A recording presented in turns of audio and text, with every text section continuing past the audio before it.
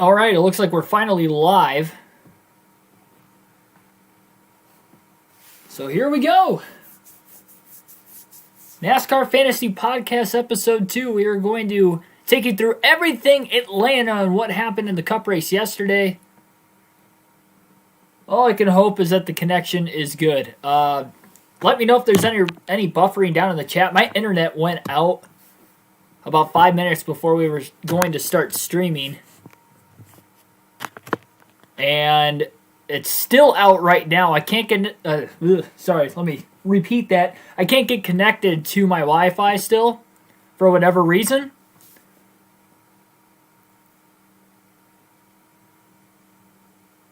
So I'm using my mobile hotspot on my phone right now. So I'm not sure how long that's going to last. And I tried using the hotspot before and that wasn't connecting. So for whatever reason, it connected finally after attempting to do it for about the last 45 minutes.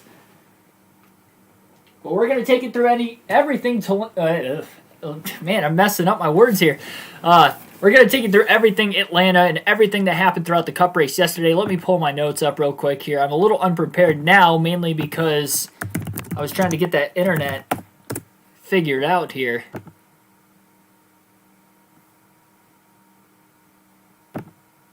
So we're going to take it chronologically through Stage 1, then what happened in Stage 2, and then Stage 3. I do have the chat on here finally, so that's good. Let's see here. Slasher God, Cap24, Patrick Shadley, welcome. Can see and hear me. That is great. Blaney won. Kyle Larson joked. Yeah, we'll get to the end of the race here in a moment. Trevor Grimes, Justin Sozio, welcome as well. Jackson Thomas. Jonathan Rogers. Yeah, sorry for holding you guys up. Again, my internet went out. There was nothing I could do there. But yeah, we'll go through chronologically. Now I just got to pull up the NASCAR's website, get all the results. Now that my internet just came back up, and I tried to start the stream immediately just to make sure everything was running before it had a chance to shut down again. So if for some reason the stream stops in the middle of me talking or something like that, it's probably because my internet went out again. So we'll try to shoot to get this Indianapolis oval race underway, but we'll see if we can actually get to it.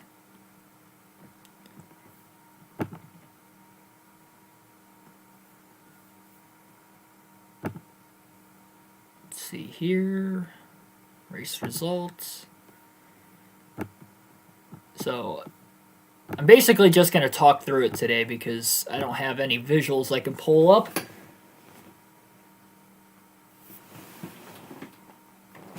Alright, take the phone off the charger right now.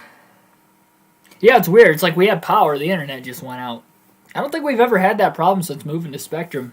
We've had Spectrum for... probably since October? September, something like that? Been about 6 months. 7 months. Daniel Suarez, Chonbug, would have had a top 10. Yeah, again, we'll get to that. So I'll take you through what happened in the opening stage of the race. Again, we'll go chronologically. So Stage 1, Denny Hamlin started on the pole. He led all the way until the competition caution early on. After the competition yellow, Kyle Larson was able to take the lead a few laps after the restart away from Denny Hamlin and company and just started to pull away. Larson definitely had the fastest car of the race, especially through the first two stages. Nobody else could touch him. Kevin Harvick, before going green to that competition yellow caution, ended up having a flat left rear tire. He had to come to pit road before the pit stops, or I should say after the pit stops had already happened and right as they were going green. So that put him a lap down before we could really get into things throughout the course of Stage 1.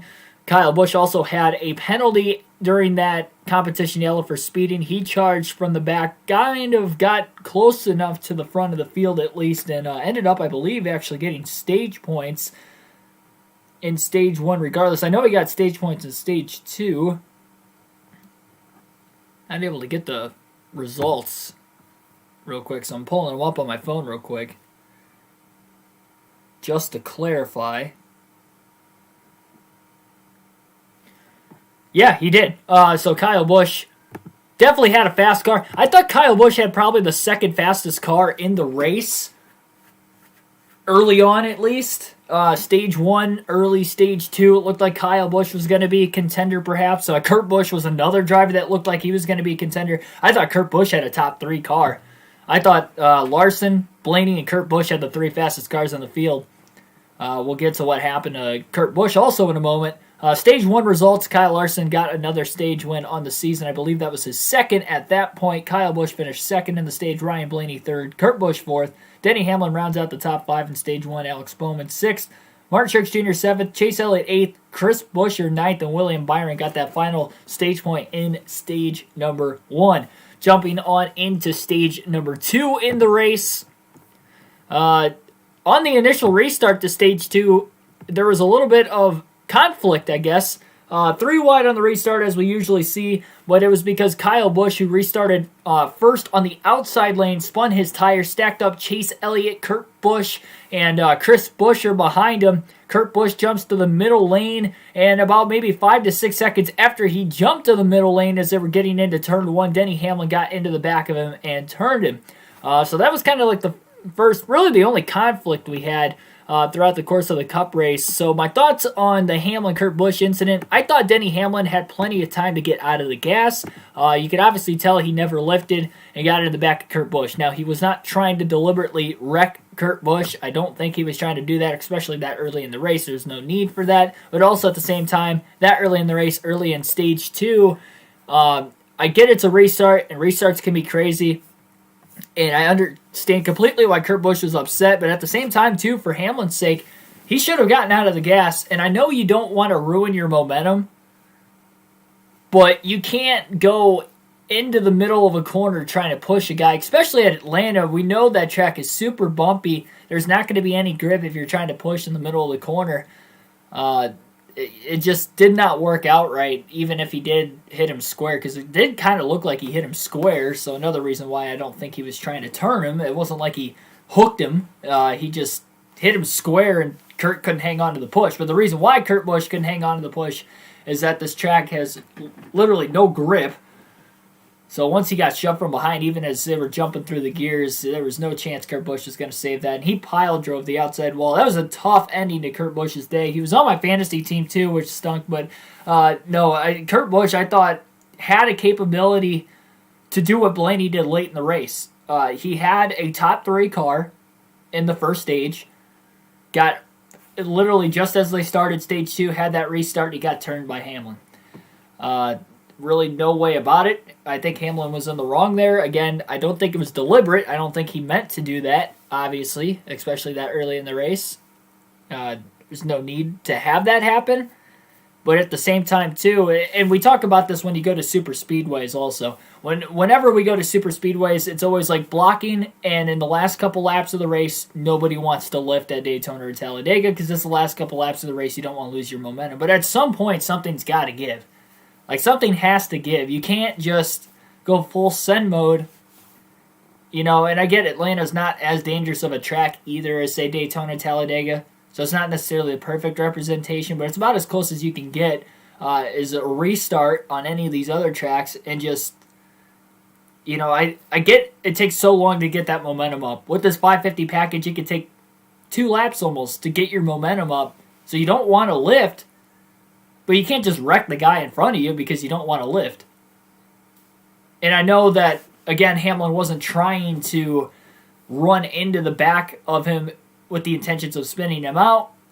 But Hamlin's a veteran driver. He definitely should know better. I mean, this is something that you can maybe say a rookie or a guy in his second season, like a Tyler Reddick or a Cole Custer, Christopher Bell. If like one of those guys would have done it, it might be a slap on the wrist. But Denny Hamlin, I know he's not a champion, but I mean, he's practically a champion. He's done everything but win the championship.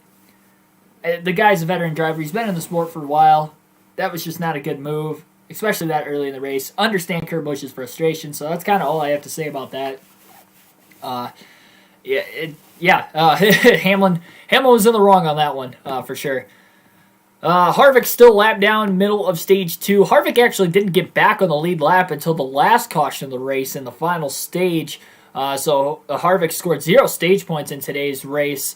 Definitely wasn't fighting the best handling race car. It seemed like he was really, really tight over the radio. Most cars are typically tight when you're in traffic with these 5. So that definitely didn't help for Harvick. He actually stated at one point, I believe it was in stage 1, to Rodney Childers that this is the worst car he has ever driven at Atlanta. And this is a guy who was 5th all-time in laps led at the Atlanta Motor Speedway, and he is just, I mean, he's dominant. It's one of his better racetracks, so for him to say that that was the worst car he has driven, he's won there 2 out of the last 3 years, once with this package too, so very interesting. Stewart-Haas Racing as a whole, they're struggling on the 550 tracks.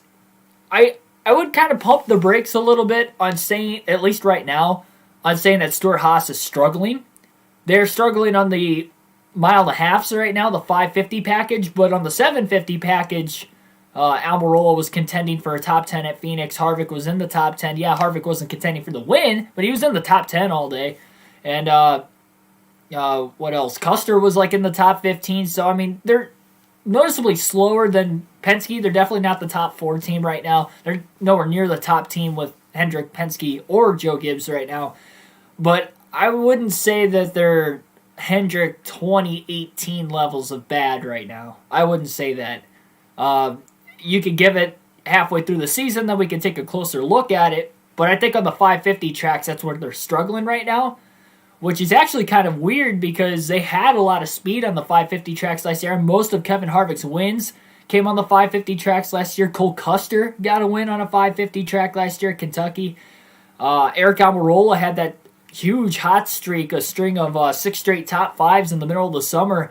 And I think most of those were on 550 tracks. I know both the Pocono races were in there. Indianapolis was in there. So most of those were on the 550 tracks. And Almirola had that hot streak. So they were so good on the mile and a halves and the intermediates last year. It is kind of strange to see them struggling on the intermediates so far up to this point this year. But I would pump the brakes on the fact that they're running exactly like Hendrick. You can definitely see the similarities with them having a younger team centered around one veteran. I guess you could say 2 veterans with Almirola, but one proven veteran, I guess, kind of like Hendrick was in 2018, where they were focused and centered around Johnson, where you had Chase Elliott going into 2018 without a win. Bowman was without a win, and you had a rookie of William Byron. They were struggling for over half the season.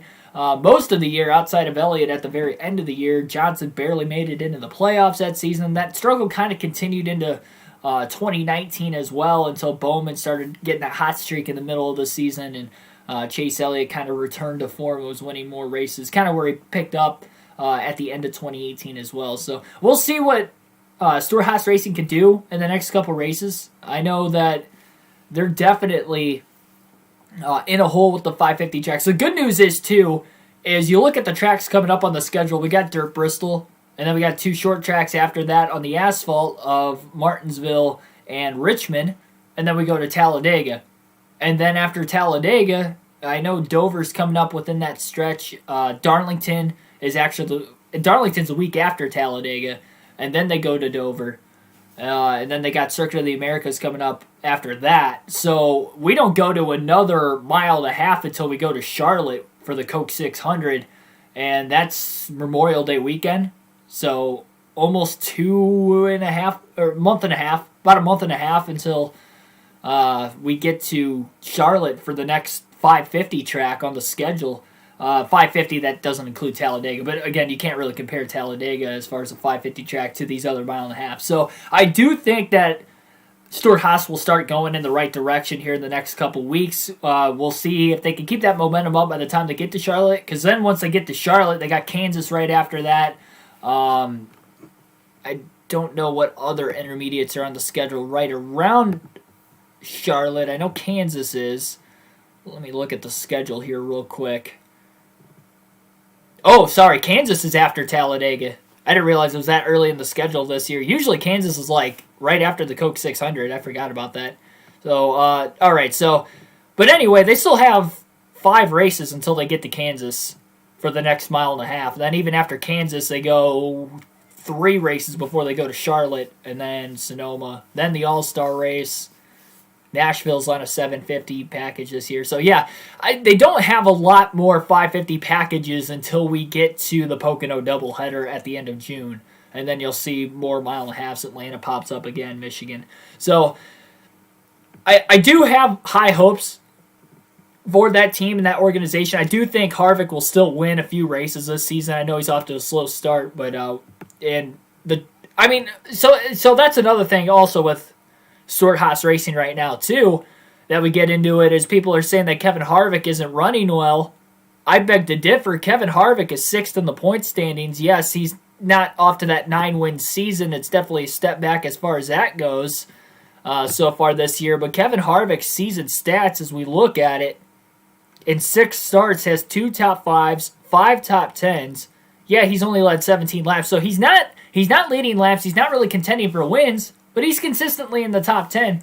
Atlanta was a little bit different, where he wasn't in the top 10 all day, and then he ended up sneaking in late. But the races up until that point, the 4 top 10s and the 2 top 5s he had in the first 5 races, outside of the Daytona Road Course, he's in the top 10 the whole race. Right around 5th to 10th the whole race. He just can't quite lead laps and get towards the front. Tyler Burback, welcome to the stream as well. Texas is 1.5 miles on the All-Star race. Yes, indeed. But that is later in the schedule because they're having that after Charlotte this year, too. That's in June when I was just looking up once again. I kind of forget when they have the All-Star race this year because it is a little different compared to years past. But, Texas another 1.5 miles.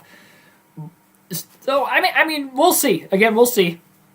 But we have 4 races before. We have 4 races, and then the next 1.5 miles. We have an off week coming up as well during Easter. Maybe they could get something, look at anything, that can help their 1.5 mile program, because they were good on the 1.5 miles last year. And I figure with no practice or qualifying, much like last year, we didn't have practice or qualifying, at least for the 550 tracks we won't. I don't think there's Charlotte. Charlotte, there will be practice. See, that's another race. That is 1.5 miles that is on the schedule. It's one of the next 2.5 miles on the schedule, and we only had 2.5 miles in a 1.5-month stretch from here on out, and that one we have practice and qualifying for, so I'm sure they can hit on setups for that race. I think Kansas is really going to be the next race they'll struggle. I think they can hold their own these next few for sure. Dirt Bristol's kind of up in the air, but that's like that for every team. So I wouldn't, if they perform bad at Dirt Bristol, I wouldn't say that's all Stewart-Haas Racing necessarily. I would just think that's lack of dirt racing experience more than anything. All right, back to Atlanta. That was our little spiel on that. The only reason we were saying that is because of how long Kevin Harvick was a lap down really throughout the course of the race. Keselowski suffered nose damage in the middle of stage 2 as well. That completely derailed his chances of getting a top 10. Martin Truex Jr. got a little loose on a restart after Kurt Busch had wrecked. And when Truex kind of slid up the track, he slid in front of Brad. Brad got out of the gas, but it just didn't matter. Wrong place at the wrong time. It didn't seem like it damaged Truex's car as much as it damaged Keselowski. Truex wasn't as much of a factor in this one as I thought he'd be. He was one of the must-haves on the predictions episode of the podcast yesterday. Truex was hovering right around really 7th to 10th the whole race for the most part. And it was actually outside the top 10 for moments at time. Keselowski was also one of the must-haves, but if it wasn't for that damage, I think he would have had a top 10. But he, much like Truex, was in the back half of the top 10 and wasn't really contending for the win like I thought. Keselowski was actually my pick to win the race yesterday. I figured he was off to one of the hotter starts of the season. I thought he was the second-best driver so far this year going into Atlanta behind Denny Hamlin. So I figured he was close to getting that first win. And really, Penske as a whole, Joey Logano was outside the top 10 the whole day. And Keselowski, outside of Blaney, but Keselowski was in the top 10 until he had that damage. So it wasn't really Brad's fault necessarily, but I don't think he was anywhere near on speed close to what the 12 car Blaney was. Even Matt DiBenedetto was in prime position for a lot of stage points today. Beginning of stage 2, he was running 3rd, 4th place there behind Blaney and Bowman. Blaney, Bowman, and Larson. He was running 4th place for a while. I think he faded on that longer run. We look at the Stage 2 results. Kyle Larson got his 3rd stage win of the season. Ryan Blaney 2nd, Bowman 3rd. Again, those were the top 3 cars from that point on to the end of the race.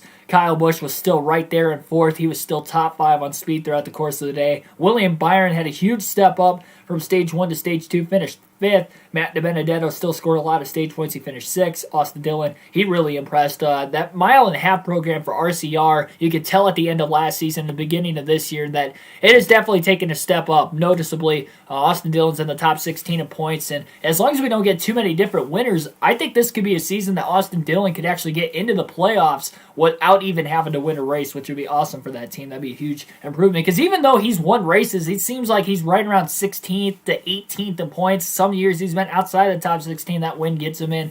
So it'd be nice to see him actually finish in the top 16 in points this season as well.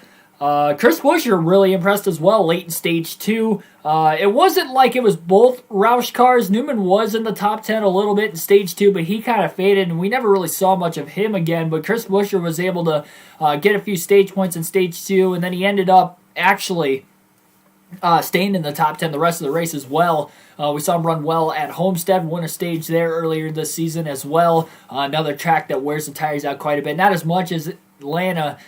We don't have another track really on the schedule that wears tires out that is a 550 track as much as these two tracks again until we go to Atlanta in the middle of the summer. So it'll be interesting to see what the 750 program is like at Roush for these next couple races, but they've definitely taken the step up on the 550. Denny Hamlin, who was having a rough stage 1, didn't score any stage points in stage 1, gets 2 stage points in stage 2, finishing 9th. And Daniel Suarez rounds out the top 10. He had a little bit of pit strategy at the beginning of the stage, taking tires when everybody else didn't, got a little bit of track position, but he hung on to it and definitely had a good run going for him even early into stage 3 until he ended up having that issue that wasn't his fault, I don't believe. So now we get into the final stage of the race where the juicy stuff happened, at least for my sake. You guys know I'm a Blaney fan. I mean, I don't have the Blaney gear on today because my Michigan Wolverines are playing tonight. But, yeah, we still got the flag up. We'll keep that thing up until he disappoints me enough to take it down. But right now, he's not disappointing me. He was for the first 3 races, but not what he did yesterday. Early in stage 3, Chase Elliott blows an engine just a couple laps into the stage, actually. Giving us just our second and actually final caution of the race for incident. We didn't have another caution the rest of the race after that. Yeah, Chase Elliott just blew an engine. For Chase Elliott this season, and I said this a couple weeks ago, the last time we had a post-race analysis, unfortunately, we couldn't get it in last week. So 2 weeks ago, Chase Elliott's the 4th best driver at Hendrick so far this season, I think. Okay, now you could argue Alex Bowman isn't, but Byron's run consistently better, especially on the 550s. Byron impressed me yesterday. So did Bowman. Bowman had the speed. It just seems like on speed with the 550 tracks, Chase Elliott is noticeably slower, way slower than Larson. Nobody can compete with Larson on the 550 tracks. Even outside of Hendrick, nobody can really compete with him right now. Outside of Blaney at the very end of the race yesterday. But that was only one race. Byron got 1 win, so, I mean, he competed for 1 week there, but that was it. And then Bowman had his best run of the season yesterday, scoring a lot of stage points, as mentioned, and he was probably the 3rd fastest. Him and Kyle Busch were right there as the 3rd fastest car for most of the day once Kurt Busch got knocked out earlier on. But, yeah, Chase Elliott, definitely a tough break with that blown engine. Michael Turner, as you mentioned right there, right before I did. But yeah, Chase Elliott, that definitely wilted his chance. It actually dropped him back in the points a little bit too.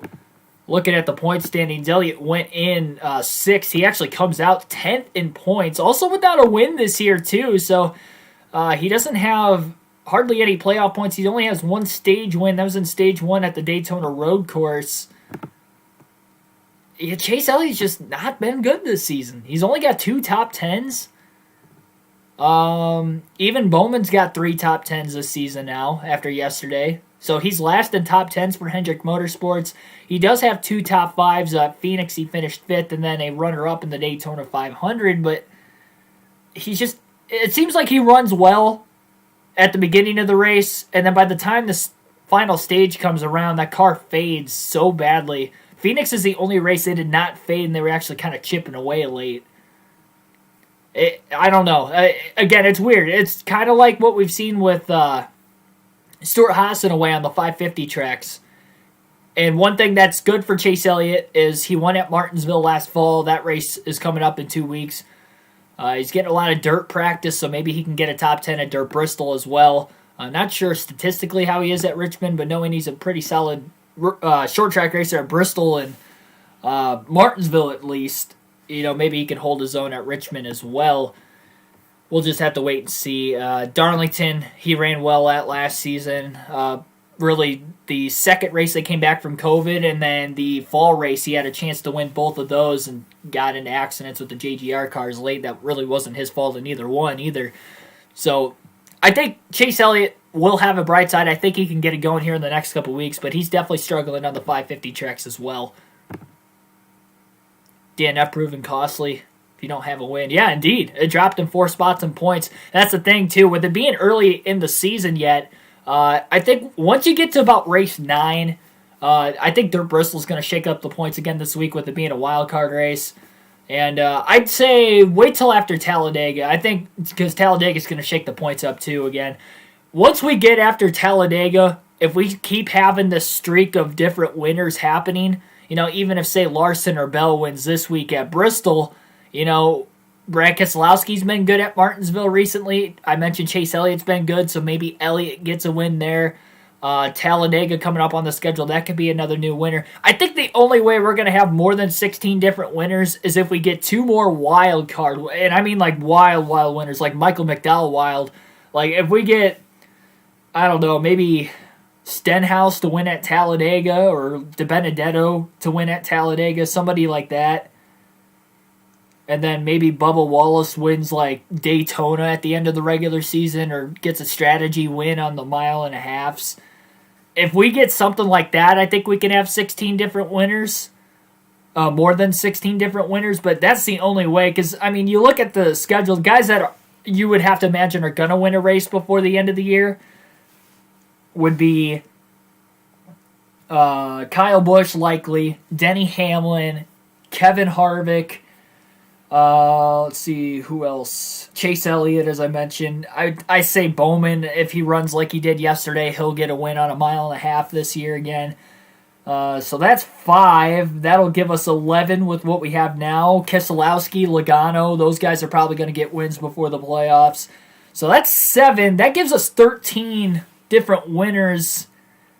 So we're going to have a middle-of-the-pack guy win, or 3 middle-of-the-pack, if not worse, drivers usually to win. I don't see that happening.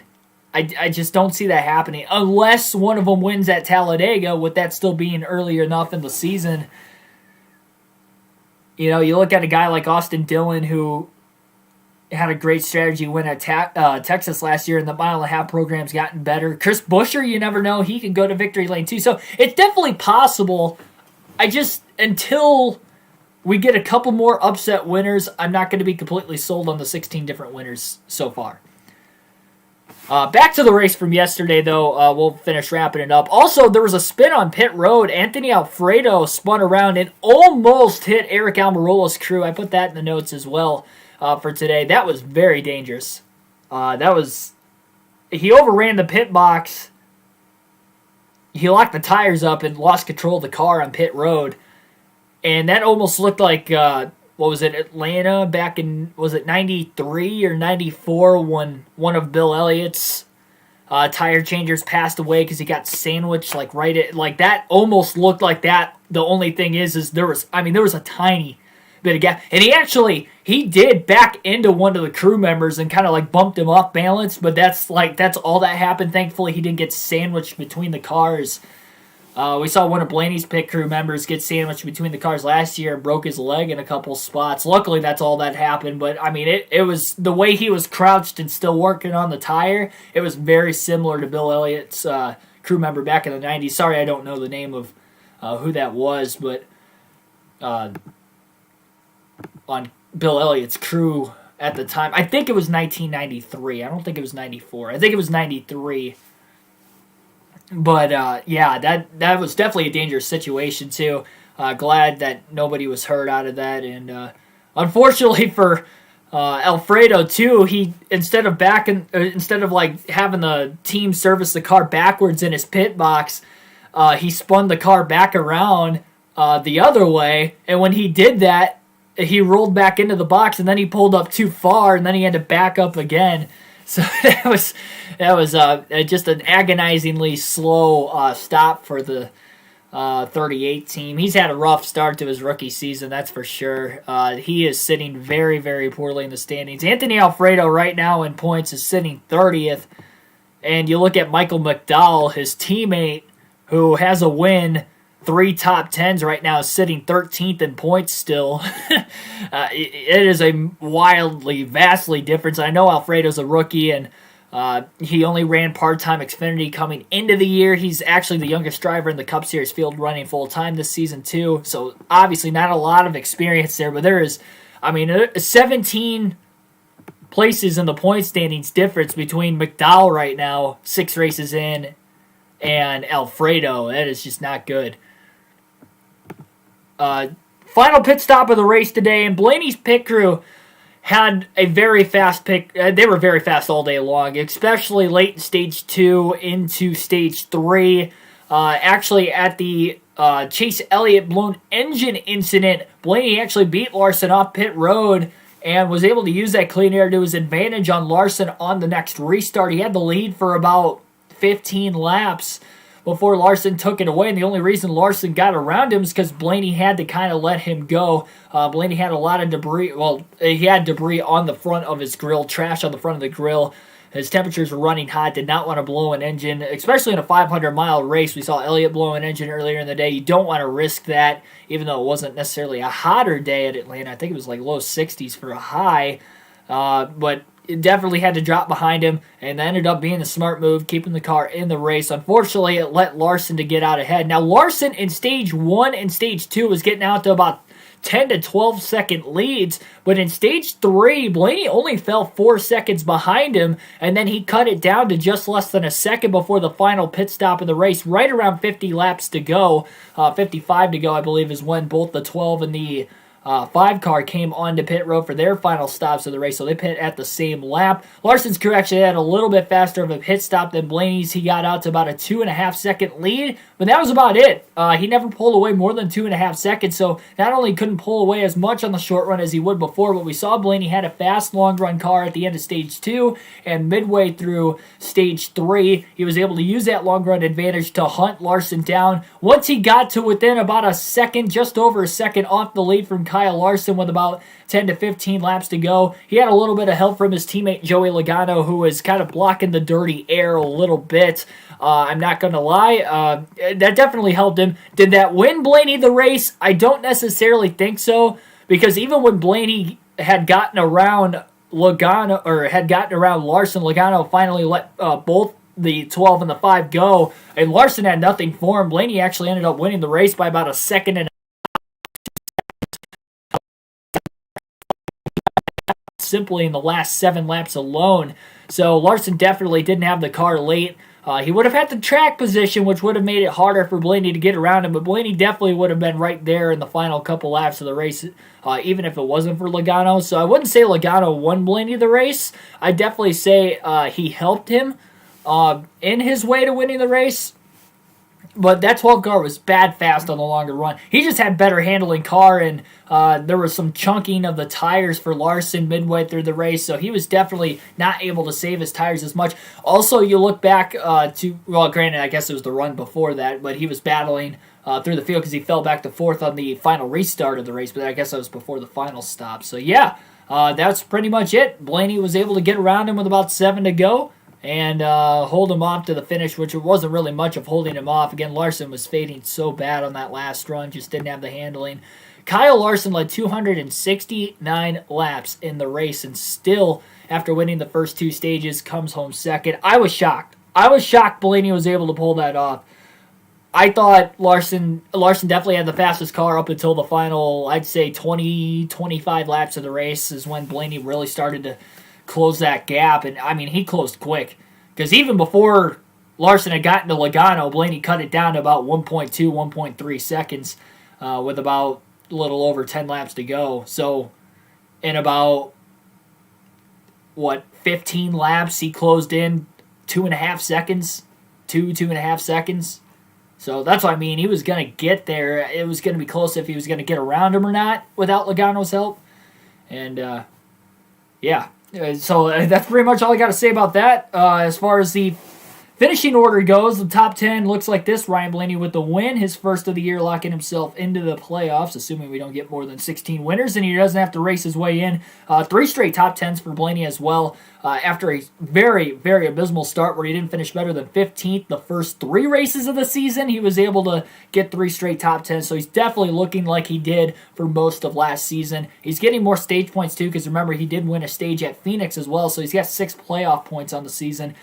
Kyle Larson finishes second, Alex Bowman third, Denny Hamlin fourth, Kyle Busch rounds out the top 5. Austin Dillon with a great run at 6th, as mentioned. Chris Buescher as well, 7th with a great run. William Byron impressed me. He was one of the don't-haves, as well as Bowman. Both the don't-haves ran better than all 3 of my must-haves this week. I don't think we've had that at all yet this season, or really ever on the channel since doing these predictions, even last season. I can't recall a time when that happened.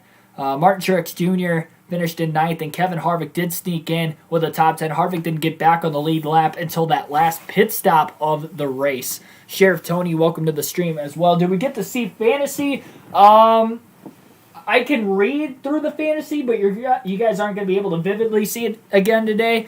I was going to have a screenshot of it and show you guys kind of like what we were doing, but the reason why there are no visuals today on the podcast because my internet went out, and I wanted to get this started as soon as we could so we could hopefully get that NASCAR Heat 5 race underway. So this isn't quite going to be an hour-long podcast this week. Probably looking right at about the 45-minute marker, so we got about 10 minutes to go right there. So that is the full breakdown of Atlanta. Kind of my thoughts exiting the race as well. So yeah, we'll take a look at the fantasy real quick. I guess I need my phone back again. So we'll take a look at the fantasy.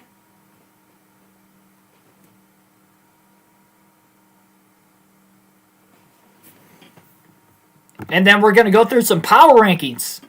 We've got to rank my top 10 drivers for the championship. Who are the championship favorites here early in the season? We'll do this on a weekly basis, and we'll adjust off of that weekly basis going forward. But I did make a list before we got ready to go here today, and I'll, again, adjust off that list. So we'll see who those 10 drivers are right after we take a look at the fantasy, or I guess after I tell you guys the fantasy. So at Atlanta yesterday alone, Sauce Mafia and Austin Dillon fan kind of dominated. 248 points scored was number 1. I was number 2 with 199 points.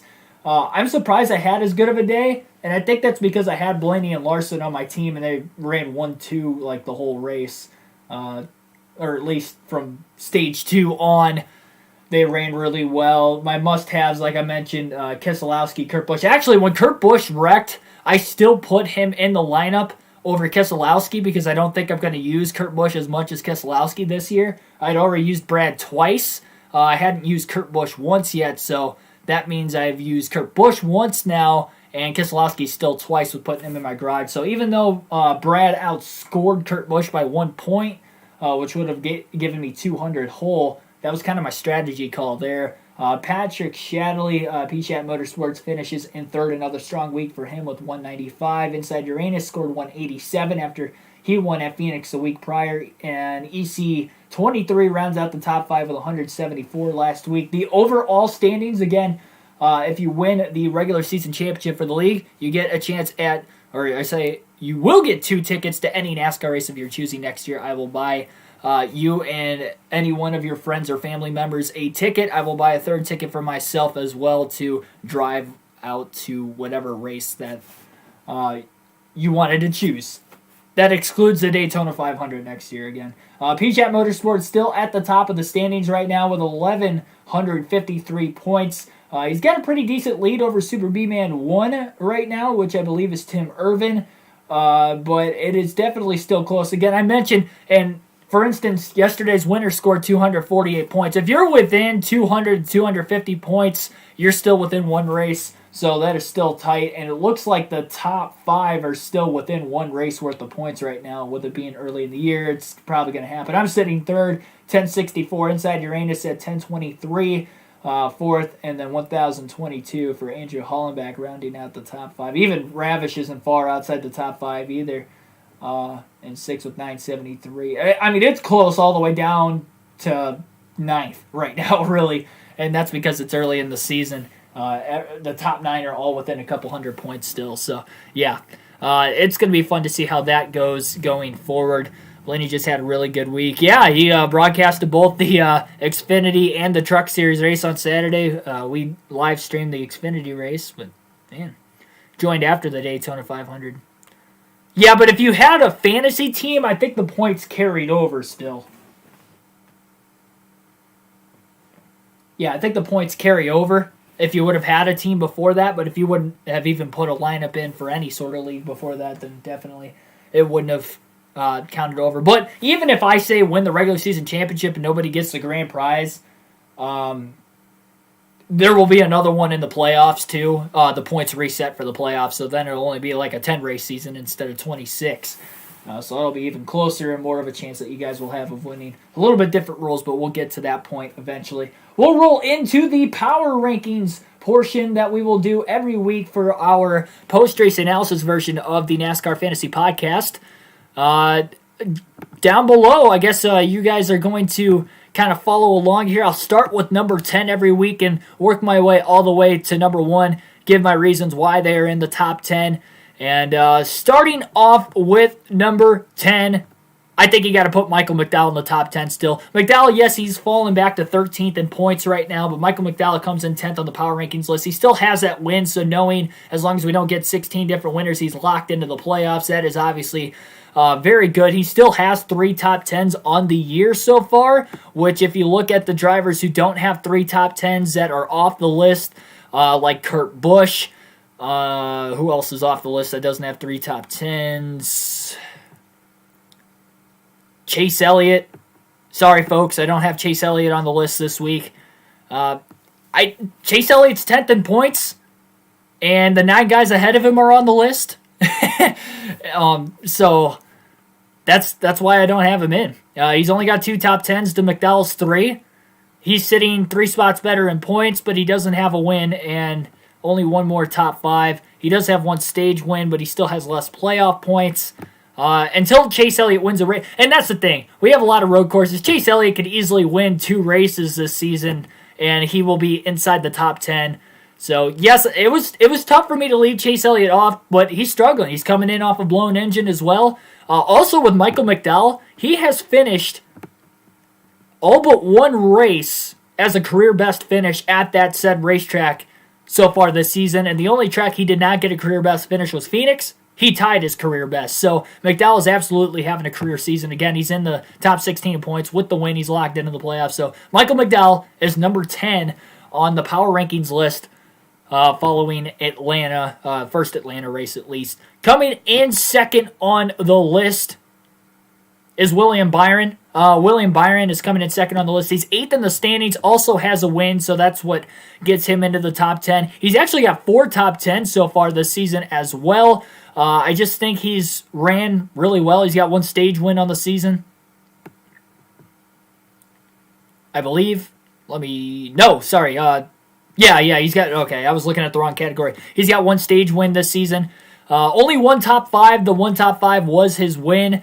And it seems like I don't really know if he's comparable to anybody else. Maybe Kevin Harvick on the aspect that he doesn't run well very early in the race, but by the end of the race, they get the car where he needs it to, and he's in the top 10 more often than not. Again, 6 races in, 4 top 10s. Byron, up to this point, having a career season, and this is his 4th year in the Cup Series. Coming in at number 8 is Christopher Bell. He actually has 1 less top 10 than William Byron and is sitting 1 spot behind him in points with 1 win, his only win being his only top 5 at the Daytona Road Course. The reason why I have Bell ahead of Byron is more of the eye test than anything else.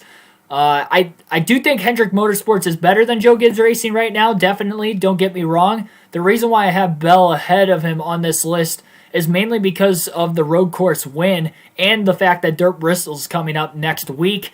If for some reason Bell doesn't perform at Dirt Bristol, he'll probably fall outside. But, I do have Christopher Bell sitting at number 8, and I think he can very well move up the list if he can finish top 2, which I think I would project him to finish top 2 at Dirt Bristol next week. So Byron really, I have Byron ahead of Chase. Chase has 2 less top 10s than him. So Byron at number 9, Chase Elliott's got 2 less top 10s. Byron's also got a win. Chase does not have a win. How could I not put William Byron in the top 10? And same for Christopher Bell. Has that win. That's putting him in the top 10. And he's ahead of Elliott in points, too. See, that's another thing. Byron and Bell are ahead of Elliott in points. So, no reason for that right there. Next guy coming in on the list is Joey Logano. Yes, Logano is 7th in my power rankings. He's actually sitting 3rd in the point standings, which puts him ahead of the 2 guys with wins. But Joey Logano only has, he does have 1 stage win this season, 3 top 10s and 2 top 5s. He was very close to winning both the first 2 races of the season, but he has really fallen off the face of the earth these last 2 weeks. He ran outside the top 10 all day yesterday at Atlanta, and the week before at Phoenix as well, he ran outside the top 10 all race. So 2 weeks ago, if I would have had this power rankings, I would have had Logano in the top 5, but I think after these poor performances the last 2 weeks, despite the hot start, I have Joey Logano sitting 7th on the power rankings coming into the week. Ashton G, welcome to the stream. See you popping in there. Larson, must-have for Dirt Bristol. Yeah, he's definitely a must-have. So, Joey Logano comes in at number 7 on the power rankings list for this week. Coming in at number 6, we've got Kevin Harvick. We mentioned Harvick. Yes, Stuart Haas is struggling this year, but Harvick still has 5 top 10s on the season and 2 top 5s. The only reason he's outside the top 5 is because he doesn't have a win, much like Joey Logano.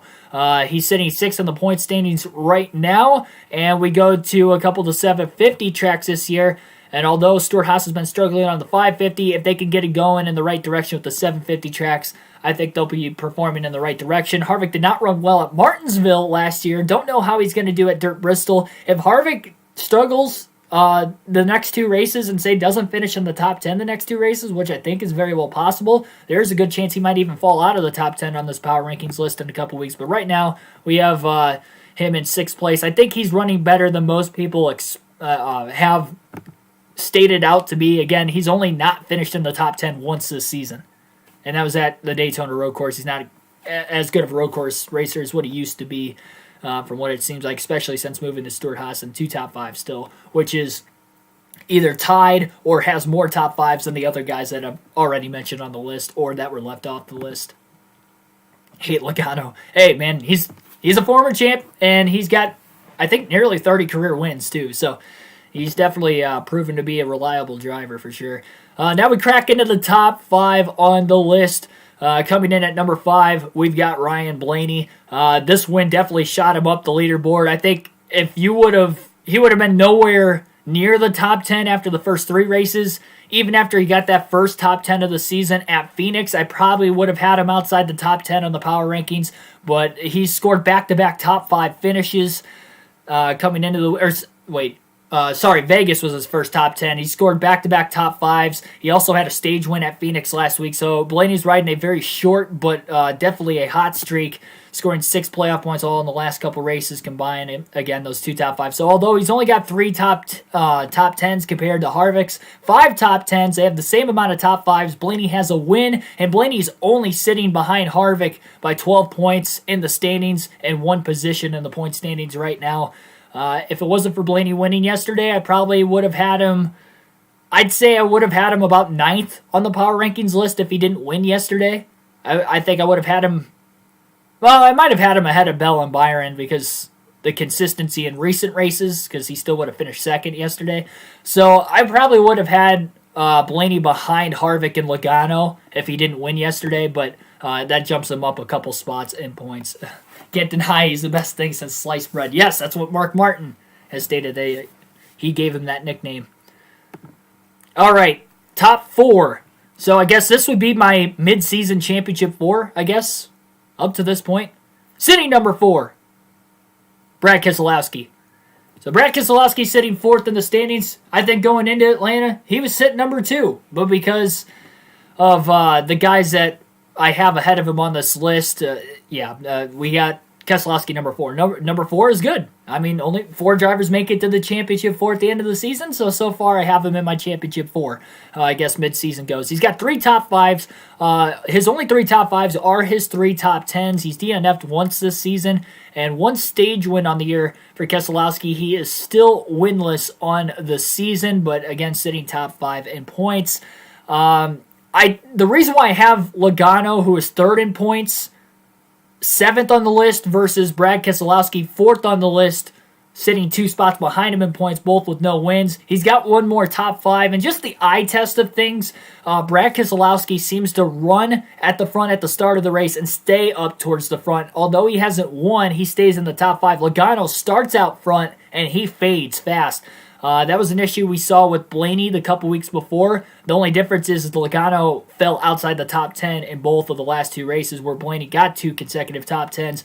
And Brad Keselowski, yes, he had a bad run yesterday. It looked like he could have had a top 10 run in yesterday's race if he didn't have that damage. So I'll let that slide, especially because it wasn't his fault either. Truex just kind of got loose, and it wasn't Truex's fault much either. He just lost control of his car for a split second, and luckily it kept them both in the race, but Brad had a bad run. If he does not run good at Dirt Bristol, we'll consider dropping him outside the top 4 for sure.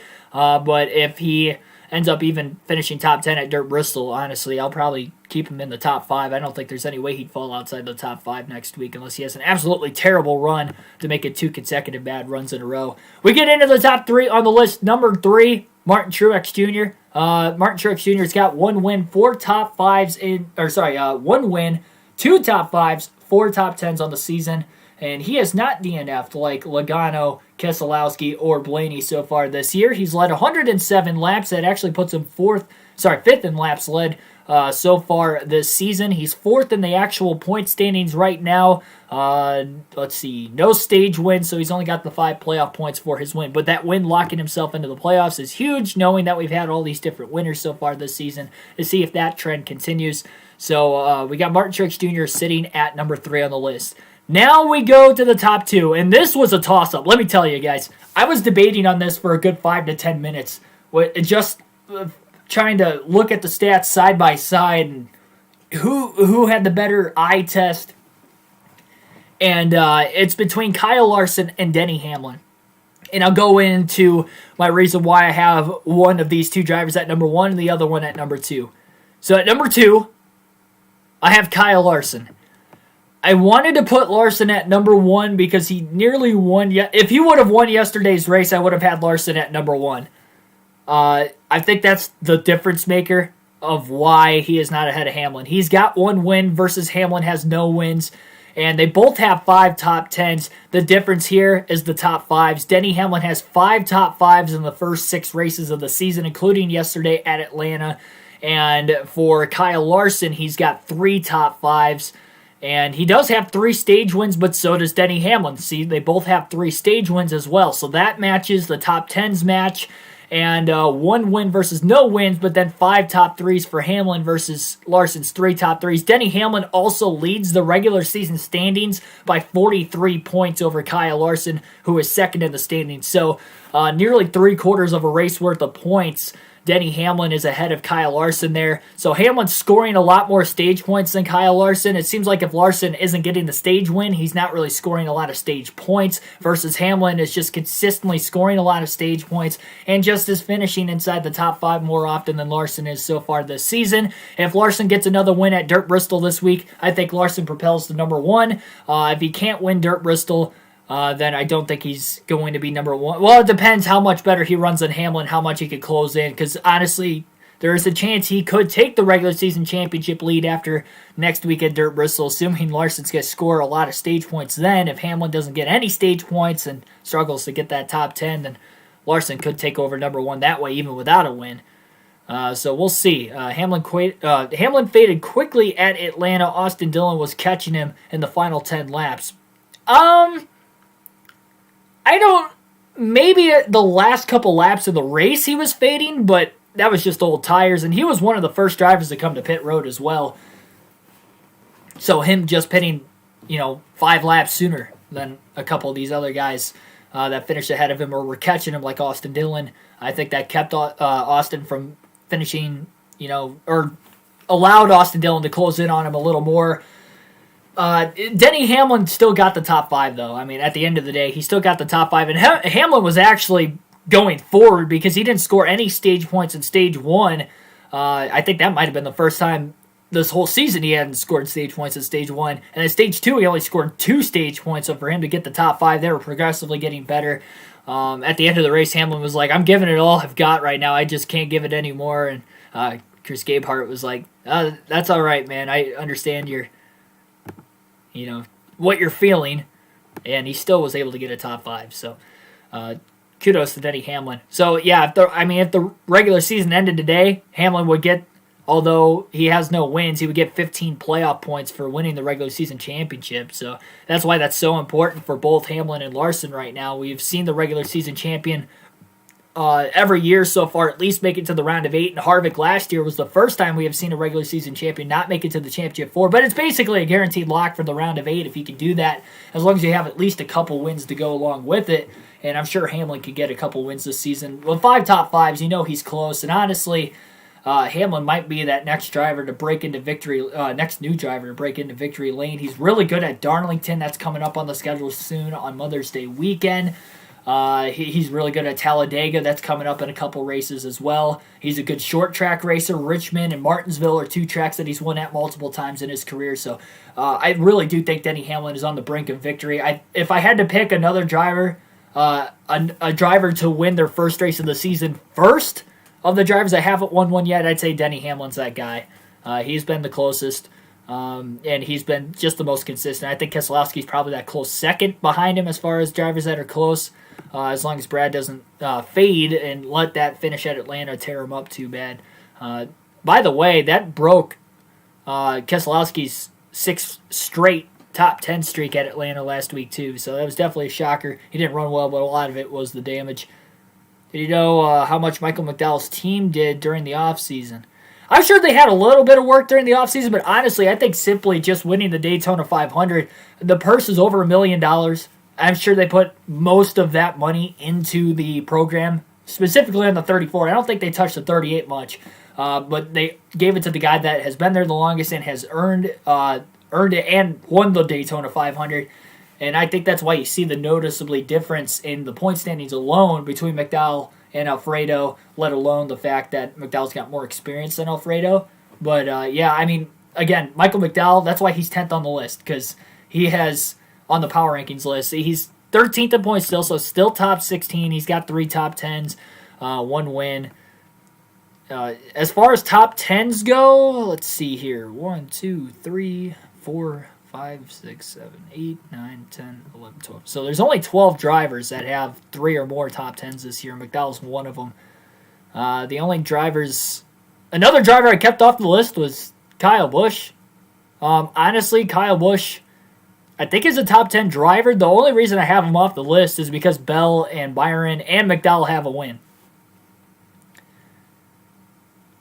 I mean, that's the only reason. I probably still would have had McDowell in the top 10 even if he didn't win the 500 just because he's got 3 top 10s, which is more than more than Bell and Byron and those guys. But, well, I should say same amount as Bell, and Byron's got 1 more. But, yeah, Kyle Busch has the same amount of top 10s. He's got 1 more top 5, no wins. I mean, that's the only difference. And Kyle Busch is only 1 spot ahead of McDowell in points, too. So that's another thing, too. If Kyle Busch would have been in the top 10 in points, I probably would have had Kyle Busch over McDowell. That was another toss-up, too, for me, though, for sure.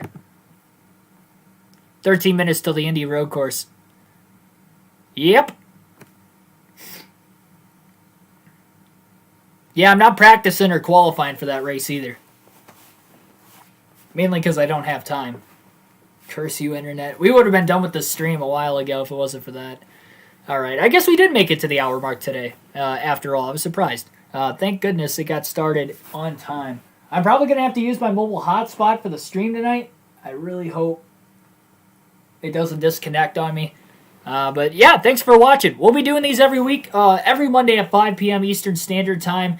Usually, again, my internet went out like 5 minutes before I was going to start the stream. Luckily, it came back in time to get this stream in still here today. So 5 p.m. Eastern Standard Time on Mondays. We'll break down the Cup race from the day prior. Unless it's a Saturday night race, then it'll be on a Sunday at 5 o'clock. So whatever the Cup Series race is, if it's a Saturday night or a Sunday, it'll just be the day after at 5 o'clock. Except for the races, I am out of town. We still might be able to do it on a Monday. It's going to depend what time I can get home from the racetrack the night before or the day before. So, that is going to wrap it up here for this edition of the NASCAR Fantasy Podcast. Also, we do these for predictions on race days as well, and those will be starting a couple hours before the actual start of the race going forward. Again, I was not able to do that this week. That was not internet issue. That was just me not using my time wisely.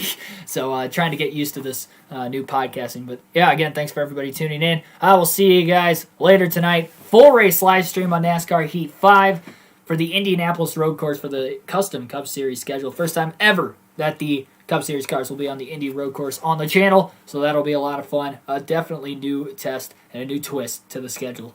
Thanks, everybody. Like, share, and subscribe, and I'll see you in a little bit.